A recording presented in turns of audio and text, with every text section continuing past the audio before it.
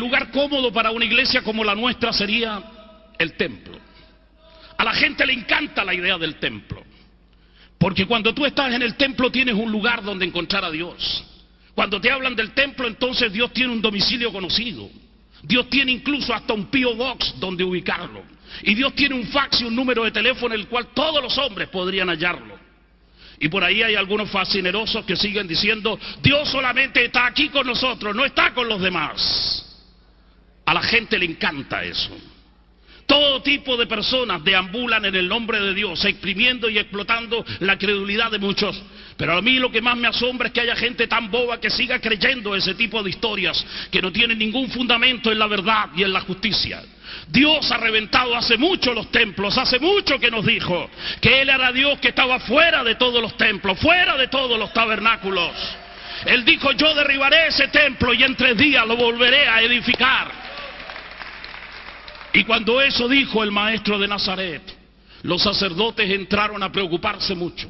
Sabían que Jesús era un loco, un desfasado de la historia. Sabían que solamente era un agitador de masas y que los únicos que lo seguían en sus procesiones eran los pobres, eran los enfermos, los expoliados, eran simplemente los parias de esta sociedad irredenta y sin Dios. En el fondo, los que seguían las ideas de Jesús eran personas débiles, que no tendrían nunca la oportunidad en el mundo de la política ni en la riqueza para influir. Aparte de eso, no tenían ninguna oportunidad de acceder al sacerdocio, que era la tercera fuerza que tenía la capacidad de modificar el curso de la historia. Por lo tanto, Jesús y sus seguidores estaban condenados al anonimato. Pero las ideas de Jesús eran revolucionarias y eran peligrosas. Y los hombres no son peligrosos por sí mismos, sino que los hombres son peligrosos por sus ideas. Y la gente persigue a los hombres no por sí mismos, sino que los persigue por lo que creen, por lo que confiesan, por lo que hablan y por lo que dicen. Y Jesús de Nazaret es el prototipo del hombre libre, de aquel que es capaz de pensar, de ser disidente, de no meterse en los moldes de un mundo acomodado, sino que es el rebelde, el que piensa cosas distintas y el que al sembrar sus ideas agita el corazón del mundo buscando nuevos caminos de libertad. Por eso cuando él habla la palabra libertaria, y sobre todo en esta idea del templo, entonces las cosas en Jerusalén y alrededores se convulsionan. Y los sacerdotes se preguntan: ¿y qué pasaría si al loco esta gente le cree lo que está diciendo? De que los sacrificios tienen que acabarse. ¿Y qué pasaría si al loco la gente le cree a que dice que es el Cordero de Dios, el último sacrificio sobre el altar de Jehová? ¿Qué pasaría si de pronto el templo se derrumba? ¿Qué pasaría? ¿Qué pasaría si la gente abandona la ceremonia, las liturgias, y dejan este templo de Jerusalén vacío y se van a los campos buscando a Dios?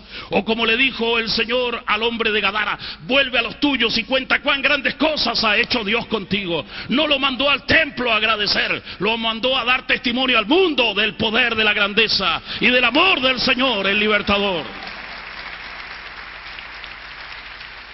Pero ocurre entonces que el sacerdote se queda sin empleo, claro.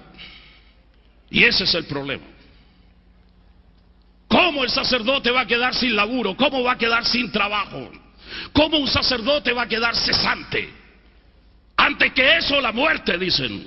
Y entonces desde Caifás, Anás, hasta el último de los sacerdotes planean la muerte de Jesús de Nazaret, porque sus palabras son incómodas hasta el suplicio. La restauración tiene un alto precio, amigos míos. La cuestión es que a Dios nunca le gustaron los encierros, sobre todo en este plano. Dios no es Dios de jaulas, Dios no es Dios de perímetros sagrados, es Dios de libertad. El primer principio que deberíamos restaurar en medio de nuestro tiempo es la libertad de los hombres. No es libre un hombre porque es demócrata, ni es libre un hombre porque tiene la libertad de desplazarse en un territorio para donde quiera salir, ni es libre un hombre que puede presentarse en la policía internacional y viajar a la China. No es libre un hombre que puede desplazarse por el mundo sin impedimentos. Es libre un hombre solo cuando respira el aire del Espíritu Santo en su corazón. Es libre un hombre cuando sus pecados han sido perdonados. Es libre cuando la sangre de Jesús ha lavado todas sus inmundicias. Un hombre libre. Un hombre que no se somete simplemente a las estructuras que florecen por todas partes. Porque el gran problema Y la primera verdad que debería ser restaurada es esta: el concepto de la libertad. Porque a los hombres les encanta cosificar, endurecer, fosilizar, petrificar los eventos, los momentos, las circunstancias, los eventos, los acontecimientos y los sucesos de Dios. Donde Dios se manifiesta, el hombre petrifica ese lugar, santificándolo, declarándolo santo, inventando peregrinaje, inventando y levantando altares y tabernáculos en memoria del encuentro entre Dios y los hombres. Pero Dios no desea que jamás ninguno de nosotros levante un altar, ninguno de nosotros edifique un lugar más santo que otro, conmemorando siquiera el evento de que Dios estuvo allí alguna vez. Porque en cuanto Dios está en un lugar se desplaza. Y cuando Dios está en un lugar, ese lugar se hace santo por la presencia de Dios. Pero cuando Dios se mueve, ese lugar vuelve a ser tan común y corriente como cualquier otro. Porque Dios se desplazará a otro sitio, derramando del perfume glorioso de su presencia. Y seguirá santificando el resto del mundo con sus pasos divinos sobre los tiempos y sobre la historia. Pero no hay ningún lugar que los hombres estén llamados o autorizados para consagrar como santo. Aunque Dios lo haya pisado allí, nunca más Dios volverá a ese mismo lugar.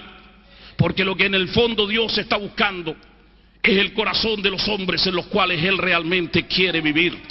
No está buscando casas, no está buscando templos fastuosos o catedrales. Está buscando la sencillez del alma, la sencillez del corazón.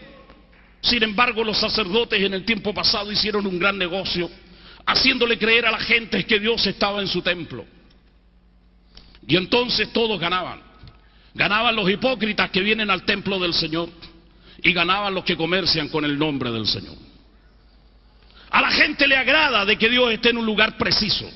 Así no hay que darse el trabajo de andar buscando a un Dios itinerante y loco, que vaga y divaga por un montón de partes, que se cambia instantáneamente de un lugar a otro. Un Dios al que hay que perseguir y seguir durante todos los días de la vida.